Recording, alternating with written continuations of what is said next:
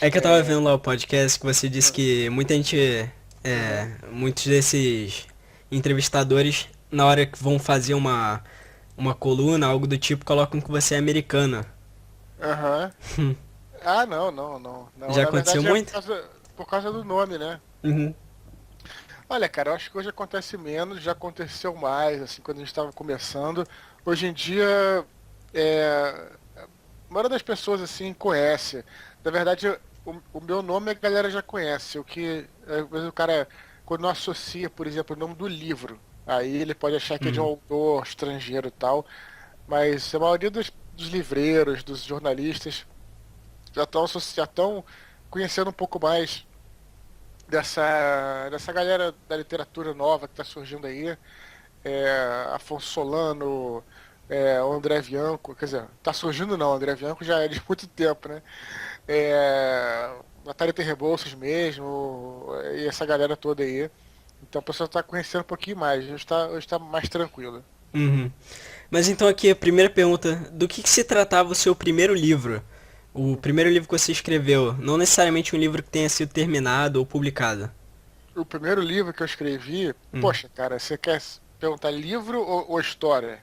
Uma história, algo que você chegou e falou, quer saber, eu vou Ah, começar a escrever. a primeira história que eu escrevi foi uma história em quadrinhos que tua pergunta é tão interessante, João, porque o que acontece quando você está se formando como, sei lá, como artista, qualquer coisa, como escritor, ou qualquer outra coisa, como desenhista e tudo mais, você vai pegando as referências que você tem. Então, seus trabalhos são colagens, mesmo um desenhista. O desenhista ele vai copiar primeiro, assim, quando é bem criança, ele vai copiar o que ele viu e depois vai criar um estilo próprio. Da mesma forma, minha primeira história que eu me lembro de ter escrito foi quando eu voltei do cinema, tinha acabado de ver o filme ET, o Extraterrestre, não sei se vocês já viram e tal, se você já viu. E esse filme eu achei maneiro, assim, eu tinha 6 anos, e aí eu comecei a escrever uma história em quadrinho que era tipo também um alienígena que, né? E aí um dos personagens era eu mesmo, né? O Eduardo lá, Uhum. e um alienígena que descia e, enfim, era como se, mas era diferente do ET, mas era baseado naquela história. Uhum. E aí foi a primeira coisa que eu escrevi. Você Foi tinha assim, quantos anos? 6 anos de Nossa. idade. Já sabia escrever e desenhar tudo toscamente, né? Mas já era como se fosse uma, né, desde que eu me alfabetizei já tinha essa ideia de criar, inventar história, sempre Uhum. gostei disso. O que te inspirou a escrever o livro sobre livro sobre apocalipse, anjos, demônios, mitologia? É, Beleza, são três coisas diferentes, né? Apocalipse, anjos, demônios e mitologia. O Apocalipse, É mais baseado no Batalha né? do Apocalipse, no caso, essa Sim, pergunta. sim. Então, mas é legal porque são três coisas diferentes, né? Então, eu acho que o Apocalipse em si foi pelo fato de que eu vivi isso na minha infância e adolescência, durante os anos 70 e 80, havia esse clima apocalipse no mundo mesmo, né? Que o mundo estava à beira de uma guerra nuclear, de uma corrida armamentista e tal, e era isso que se falava muito, né? Uhum. Sobre apocalipse. Então era um tema que era recorrente e tudo, né? Anjos e demônios vem muito primeiro pelo fato de eu ter tido uma estado num colégio católico, então eu vivi essa mitologia, nessa tradição, eu conhecia bastante.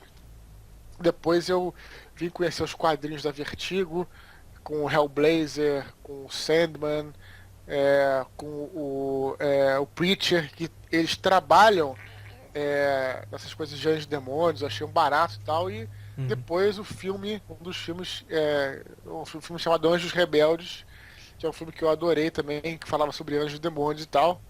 Foi, essa foi a inspiração. E por fim, em mitologia, o fato de eu sempre gostar de mitologia. Na verdade, assim, eu comecei a gostar de mitologia com Star Wars. Porque Star Wars, ele me mostrou que toda aquela jornada do herói, dos personagens todos, eles estavam presentes em todas as mitologias.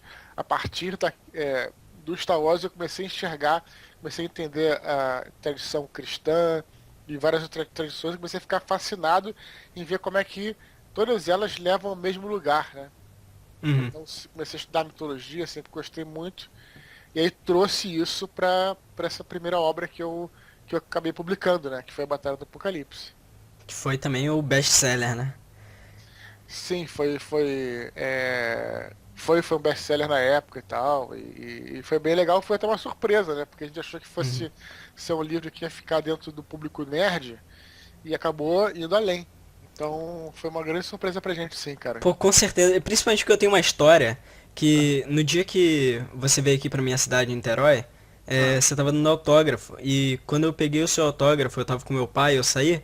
aham, E, enfim, ele chegou pra minha tia e falou: Ah, não, já tô saindo aqui do shopping, que meu filho veio ver o escritor de um livro chamado Batalha do Apocalipse. Eu fui descobrir que minha tia, que não tem nada a ver com essas paradas de nerd, pediu o livro emprestado pra. uhum. Enfim, que era apaixonada pela sua literatura e até hoje eu não vi meu livro. Foi legal até você falar, porque na verdade você falou sobre Niterói e eu tive aí, faz uma sessão de autógrafos. E o bacana é que é um canal alternativo de venda do livro, né?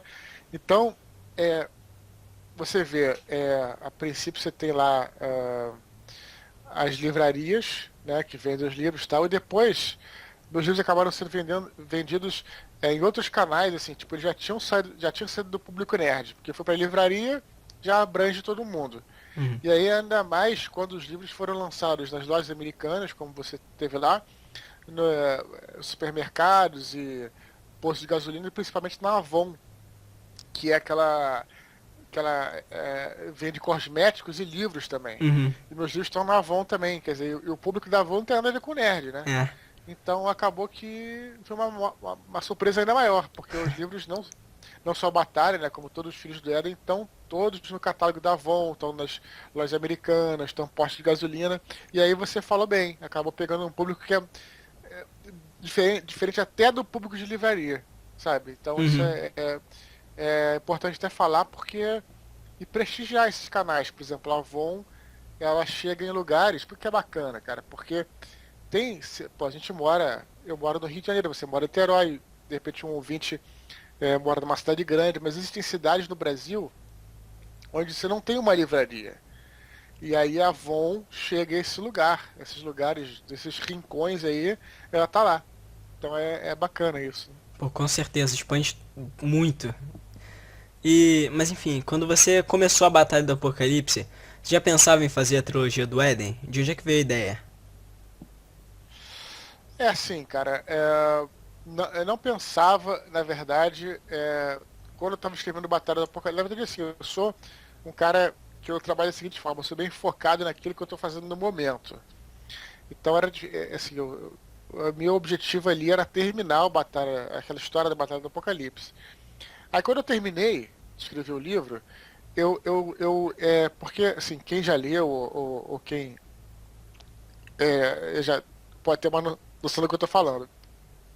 O Batalha do Apocalipse, ele é um livro que abrange várias coisas, assim, ele tem pinceladas por exemplo, tem uma hora lá que eu não vou dar nenhum spoiler, né, Uhum. que o herói chega numa floresta lá durante a Idade Média, e essa floresta é povoada por fadas. Mas pronto, ele só passou por ali, né, mostrou um pouquinho e tudo mais, mas não ficou, não se aprofundou. E o Batalha, assim, fala sobre as cidades perdidas anteriores ao dilúvio e tudo mais. Então, a ideia com a série Filhos do Éden era focar em um ponto específico. O Batalha ele foca em, assim, ele tem muitas coisas misturadas. E aí, fazendo uma série que é mais longa, eu posso focar, por exemplo, no caso só para dar um exemplo, no caso do primeiro livro de Herdeiros de Atlântida, do Filhos do Éden e Herdeiros de Atlântida, é focado na busca, né, Uhum.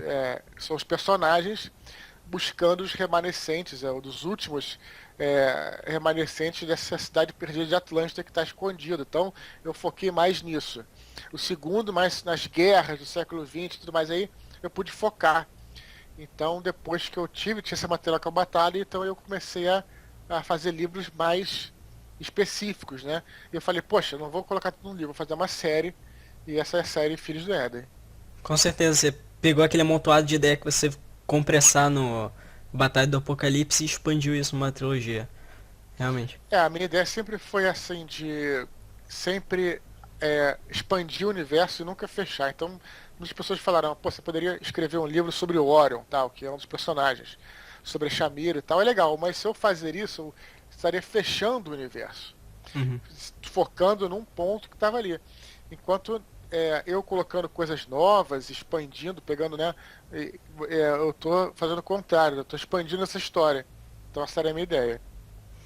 E então, indo pra próxima, o que te fez pensar eu quero ser um escritor? Era alguma coisa que você pensava desde criança? Não, na verdade é assim. Eu acho que quem é escritor mesmo nunca pensa conscientemente, eu quero ser um escritor. São coisas que você vive, você não pensa, você vive. Então, por exemplo, é, você você é um escritor. Então, por exemplo, eu não fiz aquela historinha lá quando eu tinha 6 anos de idade pensando em ser escritor, eu apenas escrevi. Isso é até uma coisa interessante, porque muitas pessoas perguntam também, né? Ah, como é que eu faço para ser escritor e tal? Cara, se você chegou a um ponto assim, da sua vida em que você nunca escreveu nada, o escritor ele está sempre escrevendo, ele sempre escreveu. O desenhista, o cara, isso tem que estar com você, tem que ser parte de você. Tudo bem, de repente o cara, nada impede, obviamente, o cara aprender a escrever, nunca escreveu, nada impede nada na vida. Mas eu acho que o escritor mesmo é algo que está com ele, sempre teve com ele. Então não é uma coisa que você pense assim, ah, eu quero ser escritor e tal, né? Então eu sempre fui escrevendo, enquanto eu me lembro até que eu estava vendo aqui, uma época que eu sou jornalista, né? Uhum. Trabalhava num portal de notícias, e aí a gente tinha lançado a Batalha do Apocalipse Nerd Story de 2007. E aí, só viemos relançar em 2009. Nesse tempo, eu fui mandando os livros para as editoras e nenhuma resposta e tal. Nesse meio tempo, eu me lembro que eu resgatei aqui uns contos que eu fiz, que era tipo uns contos de RPG com os amigos meus do trabalho, né? Que eles eram personagens. Uma coisa bem bobinha, assim, que não tinha a menor intenção de publicar, mas que eu fazia assim, porque eu queria escrever. Eu não podia parar de escrever, porque era uma coisa que é uma diversão minha.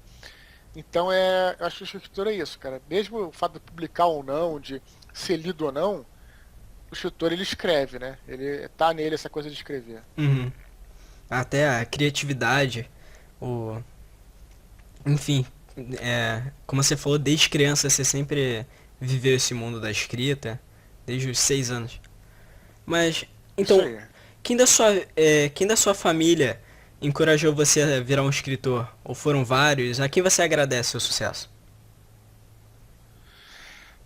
Poxa, cara, muita gente, na verdade, minha família sempre foi muito tranquila nesse sentido. Poxa, eu nunca tive nenhuma opressão assim familiar, né? Mas também tem o seguinte, né? É importante falar o seguinte também. Tem muita gente que pensa assim, ah, eu vou, sei lá, eu sou jornalista, sou qualquer outra coisa, mas vou dar um exemplo, né? Sou jornalista. Poxa, eu vou largar o jornalismo para ser escritor. Essa é uma postura preguiçosa. Por quê? Porque faz parte de você, no começo, ralar também e fazer turno duplo. Por exemplo, eu trabalhava como jornalista e quando chegava em casa eu escrevia até tantas horas. E aí, quando eu comecei a ganhar dinheiro com isso, e meu salário, digamos assim, como escritor, começou a se igualar ao de jornalista, aí eu fui migrando gradualmente. Então, eu nunca tive assim, a minha família nunca me repreendeu, porque não foi assim. Quando eu comecei a ganhar dinheiro escrevendo, né, foi na época que se lançou para a Nerd Store, eu já, né, já consegui me sustentar, entendeu? Uhum. Então, eu acho que essa é a melhor maneira de fazer essa transição, né? Você, de repente, o cara, não vou fazer mais nada, eu vou escrever. Ah, vou largar meu trabalho, não, né? Não, não, cara. Enquanto você não tem dinheiro, você tem que fazer as duas coisas. E então eu nunca tive problema nenhum com a minha família, sempre me apoiaram e tudo mais, nunca. Mas na hora, quando vem alguém na sua cabeça que, tipo, sempre soube que você ia ser essas coisas, não vem muita gente. Ninguém específico. Olha, cara, ninguém. Talvez o meu avô ele era um grande contador de histórias, né? Uhum. É, E eu acho que é isso, cara. Mas assim, principalmente ele, se eu fosse apontar, né? O que é engraçado é que meu avô só leu um livro na vida. Ele sabia ler, não era ignorante não, mas ele não se interessava por literatura. Só leu um livro na vida, mas em compensação ele era um grande contador de histórias fantásticas e tal, então tanto é que dediquei meu primeiro livro a ele, né? Qual que é a sua dica para os escritores que estão ingressando nessa vida agora? Alguma dica que você, Olha, sim, são, no lugar dele você queria olha, ter essa dica? olha, é o seguinte, para começar é difícil você dar uma dica assim, porque na verdade cada um tem o seu processo. Então eu posso falar uma coisa aqui que pode ser, assim, não posso dizer que a minha maneira é correta, né? Mas uma coisa que eu posso falar já é, se você permitir, deixar aí um link aí no post onde você vai publicar esse podcast Uhum, só mandando. uma postagem que eu fiz no meu blog, onde eu reúno dicas de muitos escritores. Então o cara pode olhar lá e ver o que mais se identifica. Né? Tem links, tem podcasts, tem tudo mais. Isso é, né, para o cara estudar no longo prazo. Mas mais rapidamente, eu acho que a principal dica, sim, cara, eu acho que isso é infalível, é você escrever. É uma dica meio boba, mas não é boba, porque muita gente fala, eu vou, sei lá, escrever um grande livro, eu tenho uma grande ideia para escrever um livro e tal. No entanto, o cara não escreve, né? Fica sempre com a ideia, com a ideia, com a ideia. Então o escritor é mais aquele cara que realiza, né? Uhum. Então se o cara tem uma ideia fabulosa, a melhor ideia do mundo, mas se ele não senta para escrever o livro, né? Tem livros que você pode até ter livros ruins, mas poxa, já tem um mérito que o cara parou e escreveu, né? É, ele terminou, né? Melhor do que o livro fabuloso que o cara nunca teve saco de escrever. Então a primeira dica, assim, que eu acho que é mais importante é você realmente escrever sem pensar muito se vai ficar bom ou ruim, mas escrever. Então tá bom. Pô, eu concordo totalmente com isso. Isso provavelmente vai ajudar muita gente. Mas então, encerrando aqui as perguntas profissionais, você tem algum novo livro em mente? Quando você terminar a trilogia? A gente vai fazer o guia ilustrado, né? Uhum.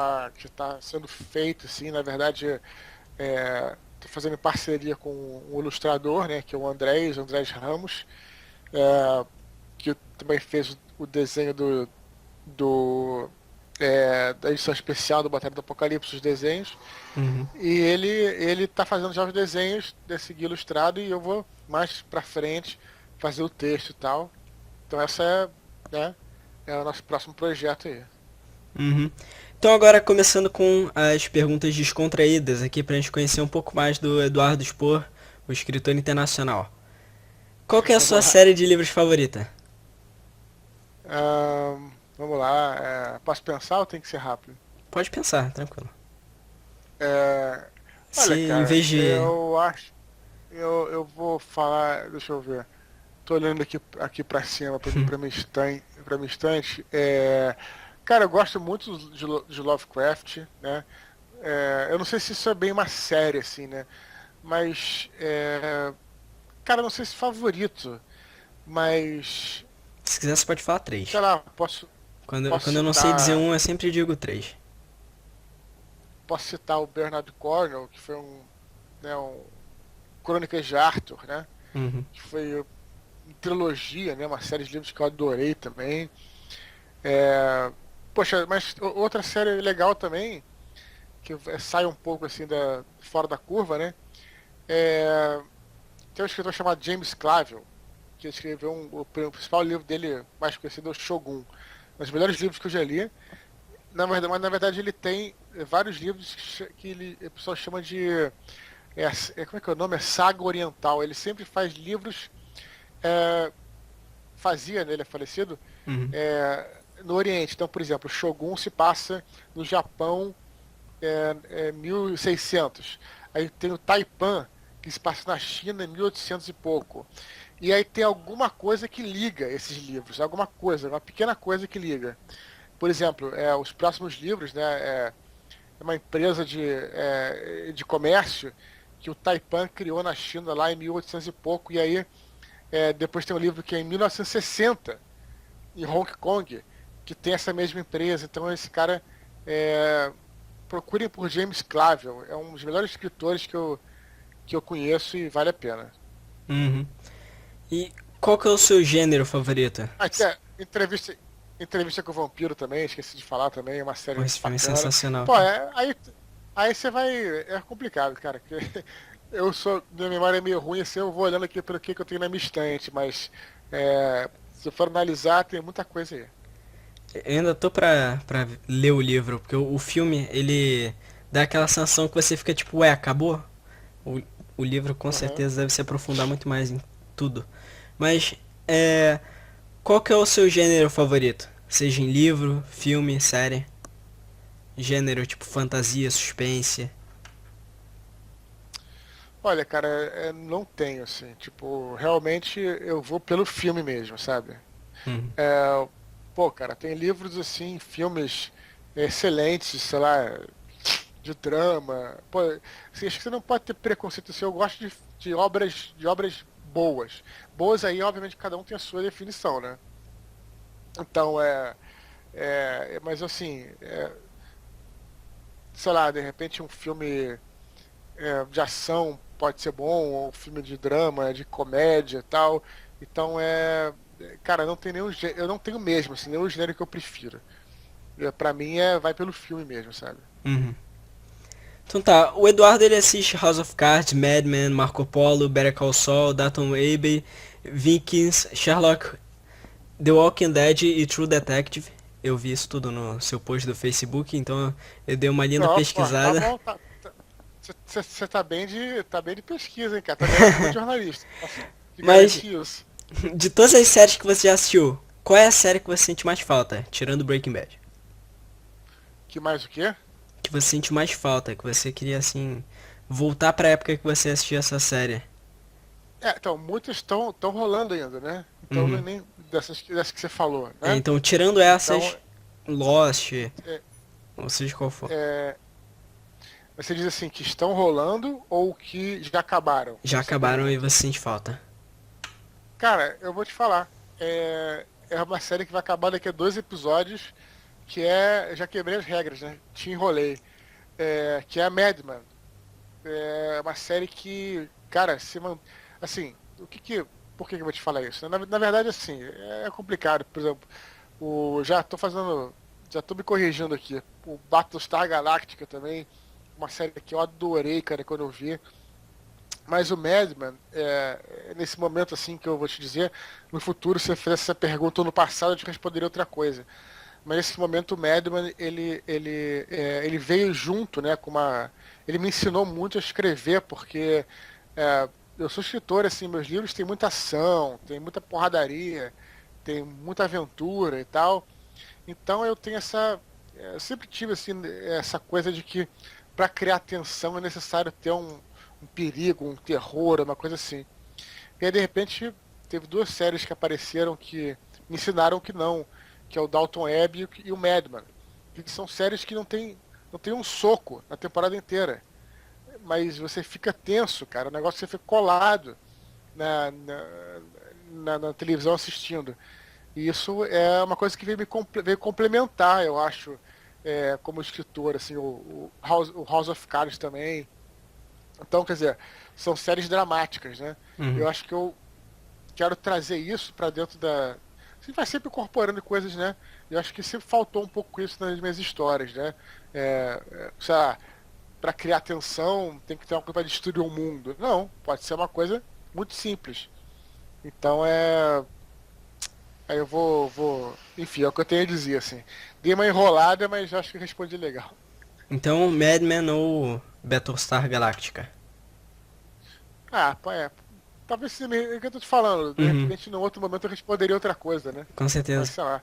É porque o Madman tá a 2 episódios do fim e eu já tô triste com isso. Então por isso que eu tô meio emocionado nesse sentido por enquanto. Né? Quer dizer, a série te marcou tanto que ela ainda nem terminou e você já sente saudade. Tu fica, pô, cara, não podia terminar, mas também é bom que termine, porque, né, terminar no auge, né? Em Aham. vez de ficar desgastando, então. Uma pergunta que veio na minha cabeça agora, uma pergunta à parte, é que Eu pretendo entrar nesse ramo de escrever e tudo mais. E sempre que eu vejo um filme de suspense, eu fico com uma vontade de escrever um suspense. Ou então quando eu vejo uma fantasia, eu sinto uma vontade de escrever fantasia. Isso acaba me atrapalhando, porque eu tô num projeto e já pulo pra outro. Você já passou por isso? Aham. É uma boa pergunta, na realidade, porque você, por exemplo, como você é como escritor, eu, por exemplo, né, escritores profissionais, Uhum. a gente leva, às vezes, 2 anos escrevendo o mesmo livro.